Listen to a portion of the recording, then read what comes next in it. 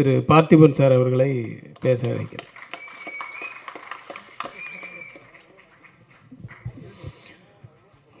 மேடையில் இருக்க பெரியவங்க எல்லாருக்கும், குறிப்பாக இந்த பெரியவர்களுக்கு நடுவில் தன்னுடைய எண்ணத்தால் மகா பெரியவராக உயர்ந்து நிற்கும் KS ரவிக்குமார் அவர்களுக்கும்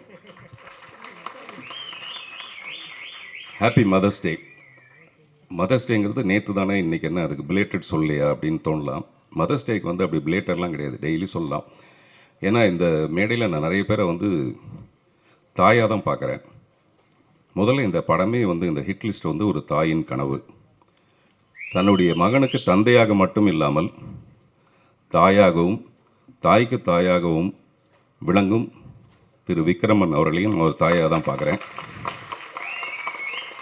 அதே மாதிரி தன்னுடைய குருநாதருக்கு செய்யும் நன்றி கடனாக இந்த படத்தை தயாரித்திருக்கிற KS ரவிக்குமாரை நான் ஒரு தாயாக தான் பார்க்குறேன்.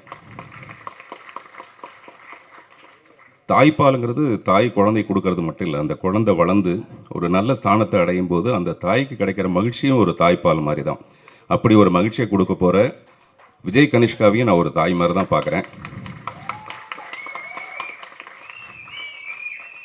இந்த மேடையோட நாயகன் திரு சத்யா, அவரை வந்து நல்ல மியூசிக் டைரக்டர்ன்றது மீறி ஒரு நல்ல மனசுக்காரரை நான் அவரை பார்ப்பேன்.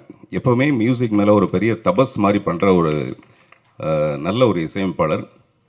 இந்த படம் வந்து நிறைய பணத்தோடு செய்கிறத விட நிறைய நல்ல மனசோடு செய்கிறதுனால சத்யாவோட இசை வந்து இதுக்கு ரொம்ப பெரிய பலமாக இருக்குன்னு நம்புகிறேன். பாட்டை பார்க்கும்போது எனக்கு அப்படி தான் தோணுச்சு. ரொம்ப ட்ரெண்டியாக இருக்குது சார், என்னுடைய படம் மாதிரி இருக்குது. அது கொஞ்சம் லேட்டாக தான் கை தட்டுவாங்க. அது என் படம் எப்போவுமே கொஞ்சம் லேட்டாக தான் பிக்கப் ஆகும். ஆமாம், டீன்ஸு. ஒரு சுப்ரீம் ஸ்டார் இந்த படத்தில் வந்து சப்போர்ட்டிவ் ஸ்டாராக இருக்கிறது. சப்போர்ட்டிவ் ஸ்டார்னால் ரவிக்குமார் சார் சொன்ன மாதிரி ஹீரோ கூடவே வர்றது அப்படிலாம் இல்லாமல் ஒரு ஹீரோவை ஸ்டாராக உருவாக்குறதுக்கு சப்போர்ட்டிவாக இருக்கிற சுப்ரீம் ஸ்டாரை நான் ஒரு தாயாக தான் பார்க்குறேன். அப்படி மிகுந்த தாய்மை நிறைந்த இந்த மேடை இது. அதனால தான் ஹாப்பி மதர்ஸ் டேன்னு சொல்லி ஆரம்பித்தேன். அப்பாவுடைய விக்ரமனுடைய ஃபிலிம் கேரியரில் ஃபிலிம் லிஸ்ட்டில் அத்தனையும் ஹிட்ஸு. ஆனால் பையனுடைய முதல் படமே ஹிட் லிஸ்ட்டு. அந்த படத்தோட பெயர் அமையிறது கூட ஒரு நல்ல விஷயந்தான். புதிய பாதை மாதிரி ஒரு படம் முதல் படத்தோட பெயர் அப்படி அமையிறதும், அதே மாதிரி நான் ட்ரெய்லர் டீசர் சாங் எல்லாம் பார்க்கும்போது ஒரு இளம் அஜித்தை பார்க்குற மாதிரி, ஒரு விஜய் தேவர் கொண்டாவை பார்க்குற மாதிரி, அடுத்த படத்துக்கே 10 கோடி ரூபாய் சம்பளம் கொண்டா அப்படின்னு கேட்குற மாதிரி. இப்போ சமீபத்தில் அந்த மாதிரி ஆயிடுச்சு. கனிஷ்கா என்ன பண்ணலான்னா, இப்போ சமீபத்தில் கவின் கிட்ட ஏங்க நீங்கள் 7-8 கோடிலாம் சம்பளம் கேட்குறீங்களாமேன்னு பத்திரிக்காரர் கேட்கும்போது அவர் கொஞ்சம் தடுமாறினார் பதில் சொல்கிறதுக்கு. நீங்கள் இப்போவே பதிலை ரெடி பண்ணி வச்சுக்கலாம், என்ன பதில் சொல்லலான்னு கரெக்டாக ரெடி பண்ணி வச்சுக்கலாம். ஒரு 2-3 படம் கழித்து KS ரவிக்குமார் சார் வந்து விக்ரமன்ட்ட சொல்லுவார், நல்ல வேளைங்க நான் இன்ட்ரடியூஸ் பண்ணதுனால நம்ம படத்துக்கு 10 கோடி ரூபாய் கேட்குறாரு, மற்றவங்களெல்லாம் 15 கோடி ரூபாய் கேட்குறாரு அப்படிங்கிற அளவுக்கு. 9 மணிக்கு வர வேண்டியனா 9:42க்கு வந்ததுக்கு காரணம் வந்து டிராஃபிக்கு, மெட்ரோ, அந்த மாதிரி நிறைய காரணம். பட் அடுத்த படத்தில் விஜய் கனிஷ்காவோட படத்துக்கு நான் வரும்போது விஜய் கனிஷ்காவுடைய ஃபேன்ஸே ஒரு காரணமாக இருக்கணும். உள்ள வரவிடாமல் தடுக்கிற அளவுக்கு பயங்கர